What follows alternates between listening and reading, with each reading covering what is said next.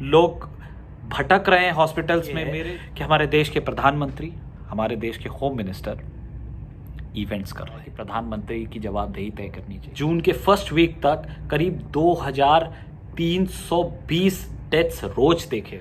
नमस्कार दोस्तों, उम्मीद है आप सब होंगे ठीक ठाक और फिटफाट। ये पूछना अपने आप में बहुत कष्टदायी हो गया है कि वाकई क्या सब फिटफाट हैं, क्योंकि पिछले दिनों जब से कोरोना ने अपनी ताकत पूरे देश में बहुत तेज़ी से बढ़ाई है, 2 लाख के ऊपर डेली केस जा रहे हैं, तब से हर दूसरे दिन हमारे आसपास के लोगों में ही के तरफ से ऐसी खबरें आती हैं कि किसी को ऑक्सीजन की ज़रूरत है, किसी को रेमडेसिविर जो कि दवा है कोरोना के कुप्रभावों को कम करने के लिए, उसकी ज़रूरत है। कहीं भी ये दवाएं या फिर ऑक्सीजन या फिर भर्ती के लिए बेड या फिर सिर्फ एक डॉक्टर की परामर्श भी इजीली अवेलेबल नहीं है। लोग भटक रहे हैं हॉस्पिटल्स में। मेरे जानने वाले लोगों ने बताया अभी रिसेंटली कि वो दर दर भटके और उसके बाद भी कुछ नहीं मिला, तो उसके बारे में हम आगे चर्चा करेंगे। लेकिन उससे खतरनाक ये है कि हमारे देश के प्रधानमंत्री, हमारे देश के होम मिनिस्टर इवेंट्स कर रहे हैं, रैलियां कर रहे हैं। बंगाल के इलेक्शन में ही उनकी सारी जान अटकी है, चाहे भले ही डेली न जाने कितने लोग अपनी जान गंवा रहे हैं, शमशान में ज़मीन कम पड़ गई है। लेकिन हमारे नेताओं को उनके अपने एजेंडाज ही पूरे करने में दिलचस्पी है।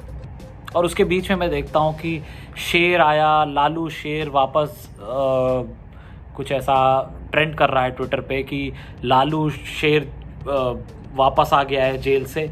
कितने बेशरम हम लोग हो गए हैं। मतलब कोई भी नेता हो, क्या हमारा दिमाग और कंसंट्रेशन नेतागिरी और पॉलिटिक्स से बाहर निकल ही नहीं रहा है? इतने लोग मर रहे हैं, किसी को लालू शेर बन के बाहर निकलेगा, उनकी उम्र 70 साल के ऊपर हो गई है, वो शेर नहीं बचे। और इस देश के युवाओं को अभी भी लालू और नरेंद्र मोदी में ही शेर दिखते हैं। ये कितनी अपने आप में हास्यास्पद है।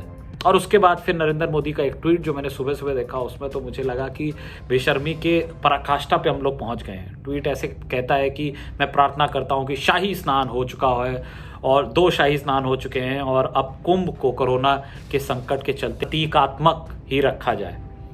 आप उसे शाही स्नान कह रहे हैं?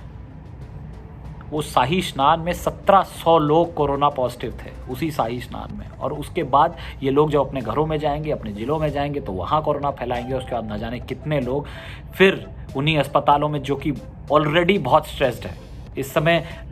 डॉक्टर कुछ नहीं कर सकते क्योंकि उनके they are not well availed with all the facilities on the first place. और उनके पास अगर फैसिलिटी हो भी तो भी इतना लोड झेलने के लिए कभी हम तैयार ही नहीं थे। कहने के लिए लोग बकवास करते हैं कि हम 1 साल हमने तैयारी को दिया, अब देखो कितना अच्छा हो गया। कुछ भी नहीं हुआ है। और इस सारी पोल को शमशान घाट ही खोल रहे हैं। और तो किसी के अंदर दम नहीं है, मीडिया के अंदर दम नहीं है कि वो किसी भी तो कोई भी पत्रकार आज की डेट में मुंह खोल करके ये नहीं बोल पा रहा है कि प्रधानमंत्री की जवाबदेही तय करनी चाहिए।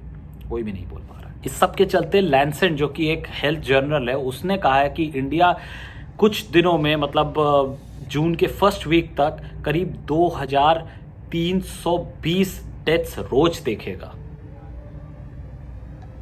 2320 डेथ्स रोज देखेगा। अब आप समझ लीजिए कि ये आंकड़ा जो कि अभी 2 लाख को टच कर रहा है, वो करीब 3 लाख से ऊपर पहुंचने वाला है जून मंथ में। ऐसा लैंसेट का कहना है। लैंसेट की रिपोर्ट के बारे में देखा जाए तो उसमें उन्होंने बहुत स्ट्रिक्टली कहा है कि ये जो 50 की गैदरिंग वाले, हम लोगों ने बहुत सारी चीज़ें रिलैक्स करी थी, जैसे movie theatre, sports complexes, gyms, ये सबको कम्प्लीटली बंद करा जाए। नेक्स्ट 2 मंथ्स के लिए कम्प्लीटली शट डाउन किया जाए। उसने ये तक कहा है कि 10 लोगों से ज़्यादा किसी भी जगह पे जमा होने नहीं देना चाहिए, चाहे वो कोई भी सर्कमस्टांसेस हो। अगले 2 महीने तक 10 लोगों से ज़्यादा कहीं पे भी जमा होने की इजाज़त नहीं देनी चाहिए। इससे आपके कोरोना को रोकथाम में मदद मिलेगी। उसने इनफैक्ट यहाँ तक कहा है कि जो नाइट कर्फ्यू, डे कर्फ्यू, इधर कर्फ्यू, उधर कर्फ्यू, इन सब से बेहतर यही होगा कि 10 लोगों से ज़्यादा कहीं भी जमा ना हो और इसको स्ट्रिक्टली इंश्योर किया जाए ग्राउंड पे। उन्होंने ये तक कहा कि जो फ्रंट लाइन वर्कर्स हैं, जो आपके स्कूल में टीचर्स हैं, इन लोगों का वैक्सीनेशन बहुत तेज़ी से कराया जाए। वो कंप्लीट वैक्सीनेशन ड्राइव पूरी की जाए ताकि स्कूल्स को जल्दी से जल्दी खोला जा सके, कम से कम अभी नहीं, जुलाई के बाद उन्होंने ऐसा कहा अपनी इस रिपोर्ट में। वहीं दोस्तों एक अच्छी खबर भी है कि इजराइल, जी हाँ, इजराइल पहला ऐसा देश बन गया है जो कि अपने आप को कोरोना फ्री घोषित करने की तरफ अग्रसर है। संडे से यानी कल से उनके देश में किसी को भी मास्क पहनना कंपलसरी नहीं रह जाएगा।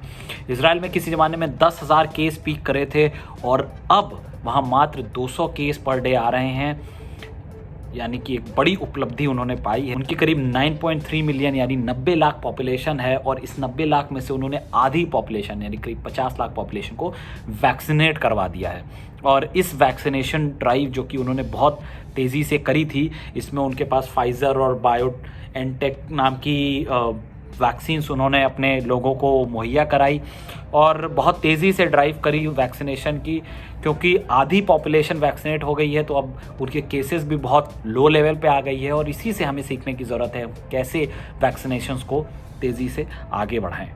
ऑल्दो इनके हार्मफुल इफ़ेक्ट भी दिख रहे हैं। बहुत सारी रिपोर्ट्स ने ये तक कहा है कि जो वैक्सीन्स हैं, स्पेशली J&J यानी जॉनसन एंड जॉनसन और एस्ट्राजेनेका जो कि इंडिया में कोविशील्ड के नाम से बेची जा रही है, उनमें ब्लड क्लॉटिंग के आसार दिखे हैं, यानी कि उनके दूरगामी परिणाम, हार्मफुल इफ़ेक्ट्स बॉडी में दिख रहे हैं कहीं कहीं।